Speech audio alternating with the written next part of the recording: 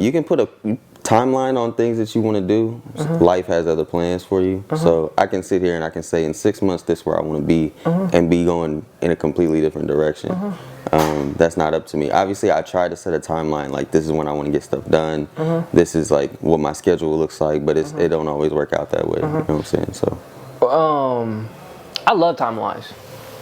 I love them. like when you set goals, do you also say like this is when I want to have achieved that goal? Yeah, I love them. Yeah. The reason why, because it puts that fire behind me. But with the timeline, I don't be hecka mad when I don't reach it though either. That's what I was gonna ask you. Are you more disappointed when you don't reach that goal by the specific date, like you said? Nah, not at all. Nah. I use it like set it again. Try again. Try again. That string broke. Let's try another string. You know what I'm saying? Another method, and let's set the goal again. Let's set the same timeline. You know what I'm saying? And then we're gonna keep hustling, bustling like we didn't just fail. That's how I do it though. I don't let the not hit the timeline defeat me. But it does get rough, you know, when you keep missing timelines that you set. Especially when you're doing something by yourself with no like mentoring. Like you just learning by yourself, and it's you're crafting your own lane. Let's say if you have a business that's nobody invested in before, like for instance with the herbal, my dad got to do. Like there was nobody doing that when he started. So imagine setting timelines with that type of stuff.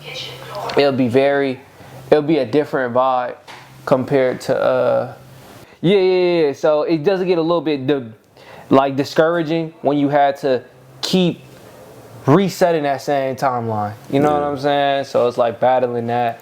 Is it always resetting the timeline, or do you say, okay, I didn't, like with your current strategy, you didn't hit the goal. So do you change your strategy, or do you keep going down the same path and like kind of trust the process or something like that? It's difficult. I ain't gonna lie. It's difficult. Sometimes you don't know what's right and what's wrong.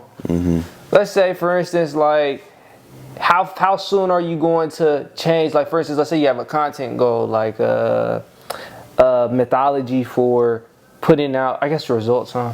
Damn. Because really, what this happened for me was trading. So when I'm doing my trading with my strategy, I don't want to do. I didn't have a profitable month this month. Let me next month switch my whole strategy up.